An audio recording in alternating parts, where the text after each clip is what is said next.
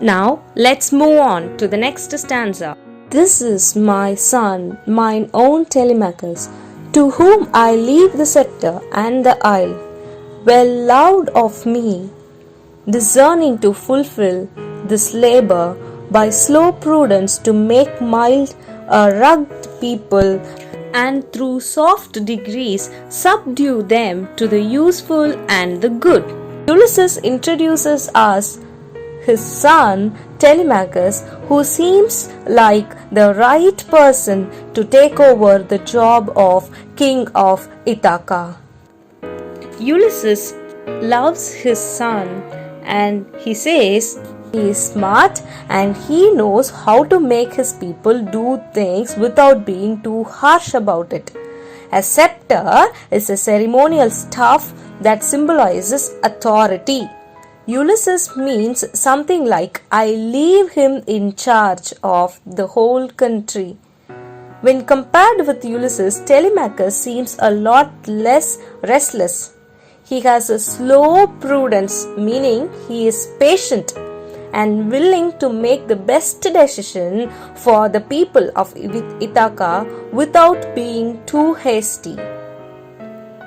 The people of Ithaca are rugged, which means that they are little uncivilized and uncultured. Soft degrees implies that Telemachus will civilize the citizens of Ithaca in stages and in a nice way.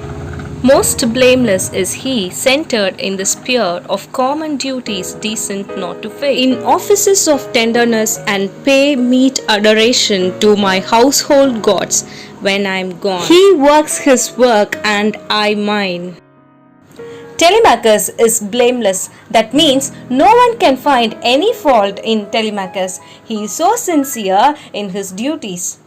In the line, when I am gone, he works his work and I mine, refers to that when Ulysses is planning on going back to sea for some more adventures, or if he is thinking about his own death, he says that his son Telemachus will take over his responsibility as the king of Ithaca. There lies the port, the vessel puffs her sail, there gloom the dark broad seas, my mariners, souls that have toiled and wrought and thought with me, that ever with a frolic welcome took the thunder and the sunshine and opposed.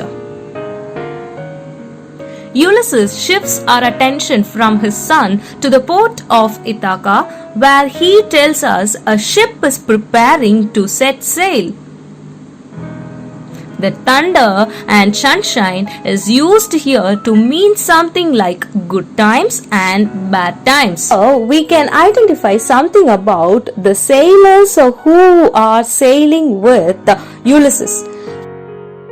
Free hearts, free foreheads, you and I are old. Old age has yet his honor and his toil. Sailors have brave hearts. They have once moved heaven and earth. They may have grown old and weak physically, but their spirit is still young and undaunted. Thus, the sailor's attitude is young and energetic, in spite of their physical weakness.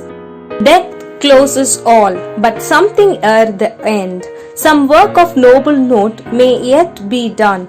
Not unbecoming men that strove with gods, the lights begin to twinkle from the rocks. Ulysses knows that death will end everything, but he still believes he can do great things.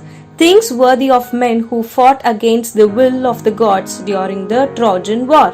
Light begins to twinkle from the rocks is another way of saying that the stars are coming out. The long day wanes, the slow moon climbs, the deep moons round with many voices. Ulysses observes the sunset and the arrival of night, but it seems like he is thinking about his death as well. Come, my friends, it's not too late to seek a newer world. Push off and sitting well in order's might the sounding furrows, for my purpose holds to sail beyond the sunset and the buds. of all the western stars until I die. It may be that the gulfs will wash us down. It may be we shall touch the happy isles and see the great Achilles whom we knew. Ulysses, towards the end, starts addressing his friends. Ulysses starts praising his old warriors and infuses a new spirit, saying that it is not too late to get to a newer world. He encourages them to go fast by slashing the waters with their oars.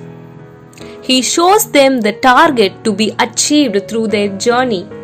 He inspires them to go and visit Happy Isles, which is the paradise in Greek mythology where they can meet great Achilles. Achilles is also a great Greek warrior. Though much is taken, much abides, and though we are not now that strength which in old days moved earth and heaven, that which we are one equal temper of heroic hearts, made weak by time and fate, but strong in will, to strive, to seek, to find, and not to yield. Towards the end of this poem, Ulysses says that he and his companions have brave hearts who had once moved heaven and earth.